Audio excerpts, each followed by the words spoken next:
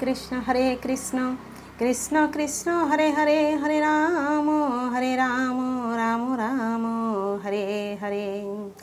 गुरु ब्रह्मा गुरु विष्णु गुरुदेव महेश्वर गुरु साक्षात् परम ब्रह्म तस्मै श्री गुरवे नमः। पाठ करছি শ্রীমদ্ ভাগবত গীতা। আজ একটি নতুন অধ্যায় আমি শুরু করছি।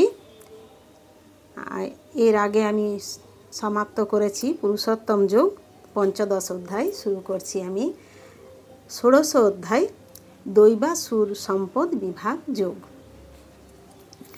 শ্লোক নাম্বার 1 থেকে 3। শ্রী ভগবান উবাচু অভয়ং সত্য সংশুদ্ধির্জ্ঞান যোগোবস্থিতি দানং দমশ্চ যজ্ঞশ্চ শ্রদ্ধায়স্তপ আর্জবম অহিংসা সত্যম ক্রোধস্ত্যাগো শান্তিরোপৈশুনম দয়াভূতেষু লোলুপ্তং মার্দবং হিরাচাপলম তেজো ক্ষমা ধৃতি শৌচম দ্রোহ নাতিমানিতা ভবন্তি সম্পদং দৈবীমভিজাতস্য ভারত। শ্রী ভগবান উবাচু পরমেশ্বর ভগবান বললেন অভয়ম অভয় শূন্যতা, সত্য সংশুদ্ধি সত্যার পবিত্রতা, জ্ঞান জ্ঞান যোগ যোগ ব্যবস্থিতি অবস্থিতি, দানম দান দম আত্মসংযম, চ মানে এবং, যজ্ঞ মানে যজ্ঞ, চ মানে এবং, শ্রদ্ধায় বৈদিক শাস্ত্র অধ্যয়ন, তপ তপশ্চর্যা, আর্জবম সরলতা, অহিংসা অহিংসা, সত্যম সত্যবাদিতা, অক্রোধ ক্রোধশূন্যতা, ত্যাগ বৈরাগ্য, শান্তি প্রশান্তি, অপৈশুনম অন্যের দোষ না দেখা, দয়া দয়া, ভূতেষু সমস্ত জীবের প্রতি, অলুপোক্তম লোভহীনতা, মার্দবম মৃদুতা, হ্রি লজ্জা, আচাপলম অচাপলতা, তেজ তেজ, ক্ষমা ক্ষমা, ধৃতি ধৈর্য, শৌচম শুচিতা, অদ্রোহ মাৎসর্যহীনতা, ন মানে না, অতিমানিতা সম্মান লাভে আগ্রহী, ভবন্তি হয় সম্পাদম সম্পদ, দৈবীম দিব্য, অভিজাতস্য জাত ব্যক্তির, ভারত হে ভারত। অনুবাদ।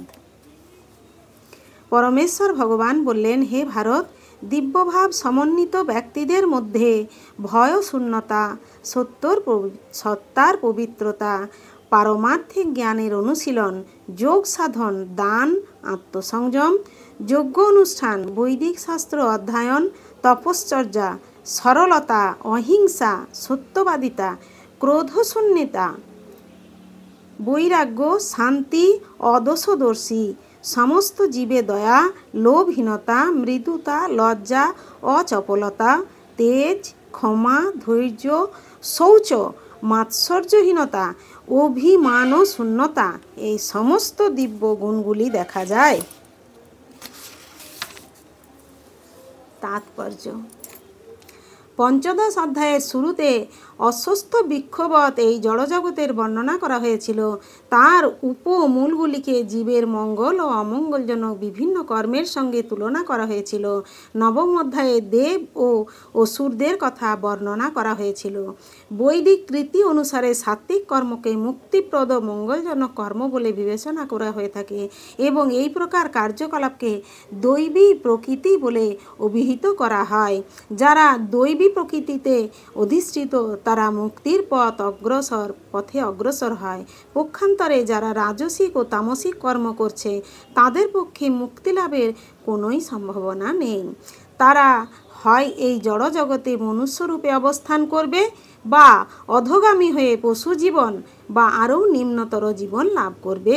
এই ষোড়শ অধ্যায়ে ভগবান দৈবী প্রকৃতি ও তার গুণাবলী এবং আসুরিক প্রকৃতি ও তার গুণাবলীর বর্ণনা করেছেন। এই সমস্ত গুণের সুবিধা ও অসুবিধার কথাও তিনি ব্যাখ্যা করেছেন।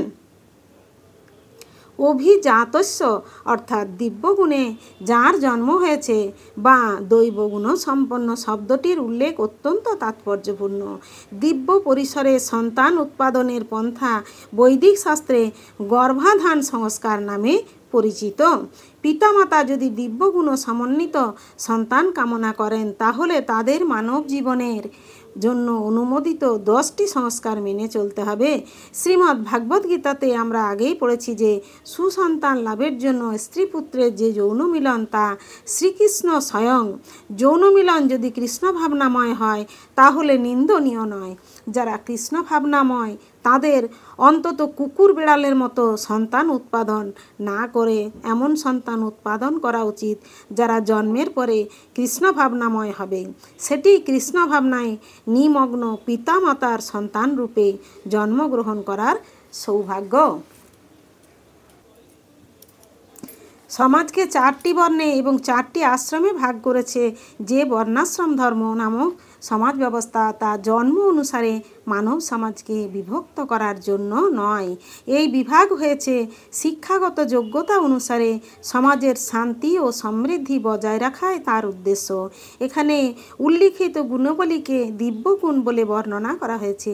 সেগুলি দিব্য জ্ঞান লাভের পথে মানুষকে এগিয়ে নিয়ে যাওয়ার জন্য, যাতে সে জড়জগতের বন্ধন থেকে মুক্তি লাভ করতে পারে।